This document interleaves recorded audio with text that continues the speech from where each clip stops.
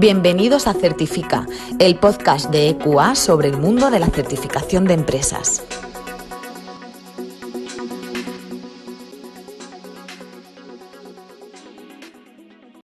Buenos días y bienvenidos a un nuevo capítulo de Certifica, el podcast de EQA. Hoy vamos a hablar sobre modificaciones de la Ley Autonómica de Ordenación del Territorio, Urbanismo y Paisaje, LOTUP, para la agilización de las licencias urbanísticas. Para ello, hoy está con nosotros Ferran Romero, inspector de EQA, licencias urbanísticas. Buenos días, Ferran, ¿qué tal? ¿Cómo estás? Buenos días, Marta. ¿Qué tal estás? ¿Bien? Todo bien. Pues cuéntanos, ¿cuáles son las motivaciones y causas de estas modificaciones de la LOTUP? Bueno, pues vienen un poco motivadas porque, como ya sabrás, las ECUP nacieron un poco con el decreto que salió en mayo de 2020. Ya van a hacer casi 4 años y yo que he estado desde siempre, desde el inicio de la ECUP, pues hemos vivido un camino bastante complicado, siempre con la relación que hemos tenido con los ayuntamientos. Al final esto fue una norma que salió por parte de la Consellería, que salió un poco de sorpresa y los ayuntamientos no se habían adaptado. Entonces siempre hemos tenido un poco pues unas diferencias de interpretación y tal. Entonces, entre la futura asociación de CUPs que va a haber y muchas propuestas de los ayuntamientos, pues ha llegado un intento de consenso con la Consellería, que es la que al final ha propuesto estas modificaciones en la Ley de Medidas Fiscales del año pasado. Y nada, pues al final eso, que ha sido ese camino, ese consenso para sacar unas modificaciones y aclarar un poco todo el procedimiento, que era un poco lo complicado que ha hecho todos estos 4 años. ¿Y cuándo entran en vigor estas modificaciones? Pues a ver, han partido lo que sería la entrada en vigor en dos fases. Hay unos artículos que se han modificado que entraron en vigor ya el 1 de enero, es decir, la ley se publicó, pues no sé si sería el 29 o el 30 de diciembre y entraban en vigor el 1 de enero. En cambio, hay un artículo que tiene una trascendencia un poco más importante que sí que entra en vigor dentro de 6 meses, el 1 de junio. Y empezando por las modificaciones que ya han entrado en vigor, cuéntanos en qué se basan y también no sé si nos puedes adelantar sobre las modificaciones que entran en vigor el próximo junio. Vale.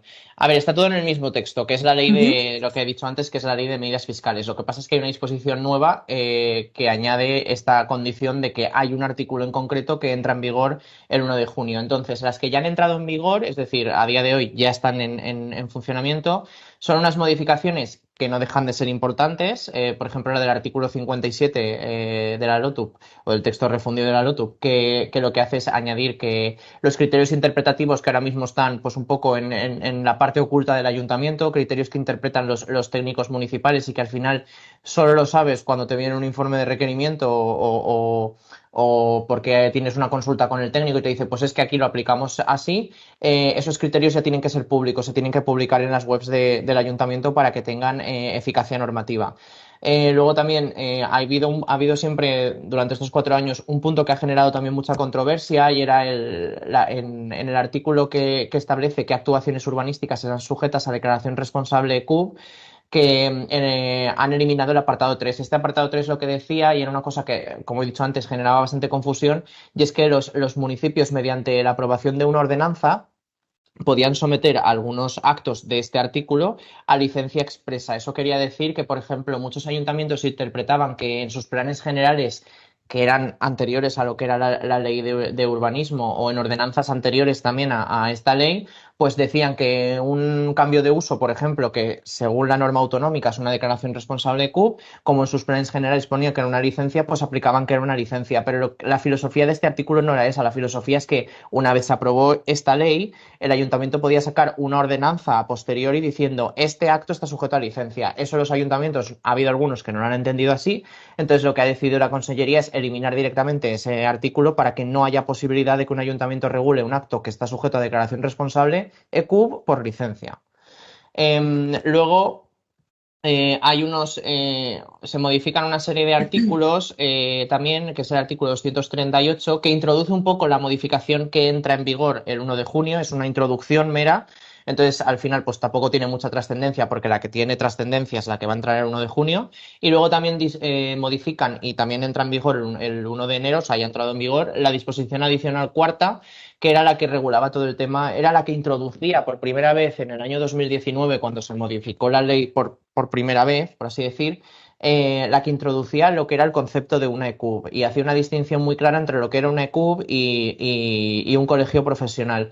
Esto también ha habido pues debates y al final una sentencia del Tribunal Superior de Justicia de la Comunidad Valenciana que anuló parte de esta disposición y por lo tanto lo que se ha hecho es modificarla para que el texto tenga más sentido, entonces equipara al colegio profesional a la ECUB, es decir, para que un colegio profesional pueda funcionar como una ECUB tiene que cumplir los mismos requisitos que las ECUB, estar inscrito, cumplir las tarifas, las mismas funciones. Entonces, lo que han querido es ordenar para que no vayan los colegios por un lado y las ECUB por otro y por lo tanto todo esté en un conjunto y ya se garantice, tenga una especie de garantía jurídica lo que era el marco de los colegios, porque ahora mismo con la sentencia del tribunal se habían quedado un poco desamparados, no se sabía cómo funcionaban cuando iban a funcionar como ECUB.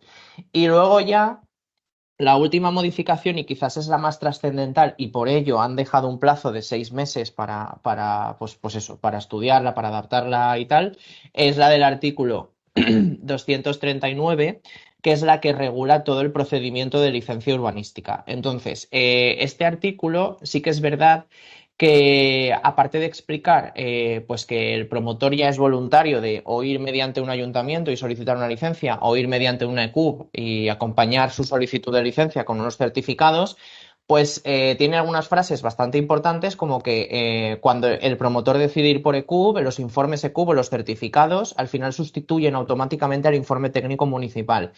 Esto era algo que en el decreto pues se dejaba un poco entrever, pero sí quedaba un margen de interpretación. Con la redacción de ahora, la verdad es que textualmente pone sustituye automáticamente al informe técnico municipal y el certificado de la ECUB tendrá la misma validez y efectos que el informe técnico municipal. Por lo tanto, no es prohíbe, pero regula ya el procedimiento a que el ayuntamiento no se ponga a revisar un expediente que ya va informado por una ECUB. No hace falta, es decir, no hace falta incluso ya ni la cédula de garantía urbanística, que es otro de los puntos que han sido también críticos. Era un informe que no tenía mucho sentido que fuera para un procedimiento ECUB, era un informe que existía antes y que tenía otras funciones y cuando se sacó el decreto de regulación de las ECUB, pues al final ese informe lo metieron un poco con calzador y sí que es verdad que ha generado muchos problemas durante estos 4 años. Muchos ayuntamientos se han negado a dar esa cédula pues porque no tiene la función que se supone que querían tener. Entonces, al final lo que han hecho es directamente eliminan la cédula de garantía urbanística, equiparan el informe CUB al informe técnico municipal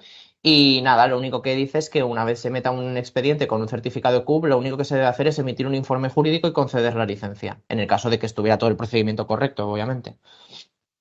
Ferran, ya lo has adelantado, pero ¿cuál es el sentido o por qué se ha decidido dividir la entrada en vigor de estas modificaciones en dos fases? Vale. Aparte de lo que ya he comentado, de la Ujú. trascendencia que tiene esta modificación, porque regula al final el procedimiento de licencia dentro de un ayuntamiento, es también porque yo creo que, bueno, yo creo no, hay una disposición final más, aparte de la entrada en vigor a posterior, hay otra nueva que indica que la Consellería tiene un plazo de 6 meses para redactar un decreto, ¿vale? Regular de manera expresa, mucho más pormenorizadamente, mediante un decreto como el que ya tenemos, todo este artículo. O sea, este artículo da para un decreto nuevo. Entonces, ahora mismo nosotros nos regimos por el decreto 62/2020, pero sí que es verdad que con las modificaciones que han introducido en la ley, este decreto se queda desfasado. Es decir, va a haber muchas incoherencias, va a haber muchas cosas que establece el decreto que ahora de repente por la ley de la que por así decir es su madre, esa ley, ese decreto, está contradiciendo. Entonces, lo que han habilitado es a la Consellería, bueno, no habilitado, no, obligan a la Consellería a sacar un decreto en un periodo de 6 meses que regule lo que sería toda la disposición esta que se ha modificado en el artículo 239. Es por ello que yo creo que como es un artículo que tiene una trascendencia mucho mayor que las anteriores, pues han dejado 6 meses pues, para que los ayuntamientos lo interioricen, la Consellería dé tiempo a preparar el decreto, que no sabemos si va a ser una modificación del decreto que ya tenemos o va a ser un decreto nuevo. Yo apuesto porque va a ser un decreto nuevo, básicamente porque no, el decreto que hay habría que modificarlo todo absolutamente. Entonces, nada, al final es eso. Yo creo que es por la trascendencia que tiene este artículo en el procedimiento de concesión de licencia. Pues muchas gracias, Ferran, por participar en Certifica. Gracias. De nada, a vosotros. Recordamos que en equa.es está disponible la programación de todos los webinars EQA que impartimos periódicamente y de forma gratuita y que también en nuestra web están disponibles todos nuestros podcasts. Un saludo. Un saludo.